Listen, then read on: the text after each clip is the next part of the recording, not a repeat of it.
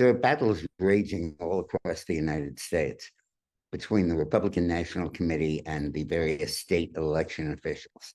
It's about time the National Committee is doing its job. And what it's doing is litigating over the details of ballot access, verification of signatures, photo ID, and the various measures to stop the election from being stolen. Today's Lunch Lawyer is sponsored by the Patriot Gold Group. We can't ignore a series of growing and ominous financial indications predicting a recession at the latter part of this year and into 2025. It's a welcome relief to see the RNC doing that. You can clearly see the hand of Lara Trump in pushing this. The latest episode was a big victory in Michigan, which is now probably one of the two key swing states, where the election was won, to the extent it was, in 2020 by massive fraud over mail-in voting.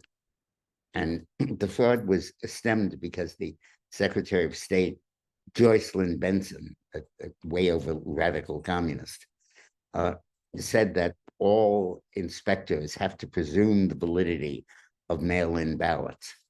She said the initial presumption of validity in signature verification and envelopes is mandated by the December 23 guidance manual, which means that unless you see absolute evidence that the ballot is fraudulent or that it wasn't really mailed in by the person who says it was, like he gives his name as Donald Duck or something, the Secretary of State is obliged to accept the ballots.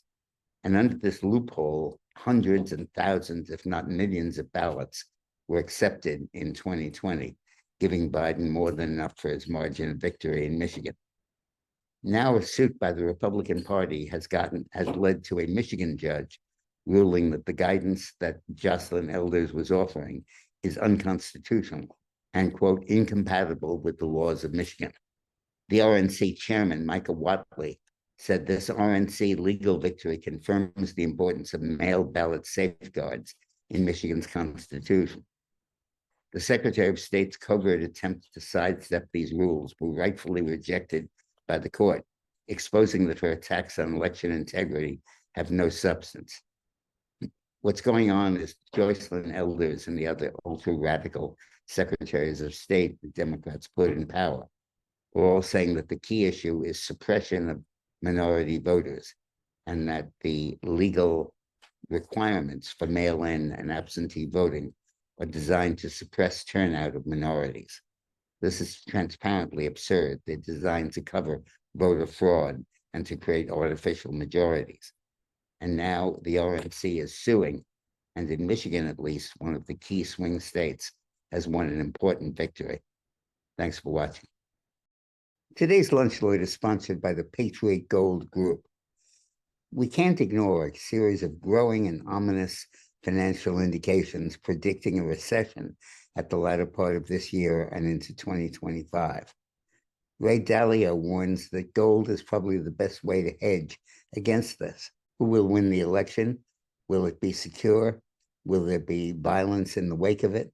And what policies will be pursued by the new administration? These are all huge risks and huge issues. And the best way to hedge yourself is to put your money in gold. There's an old saying that the darkest hour is right before the dawn. Well, I think the dawn may be a Trump victory. I think the darkest hour is the one we're going through right now. So pick up the phone and call the Patriot Gold Group. Thanks for watching. The Patriot Gold Group offers no fee for life IRAs to viewers of these videos. The IRA minimums are $25,000 and $100,000 for the no fee for life IRA. So call the Patriot Gold Group and ask for the no fee for life IRA.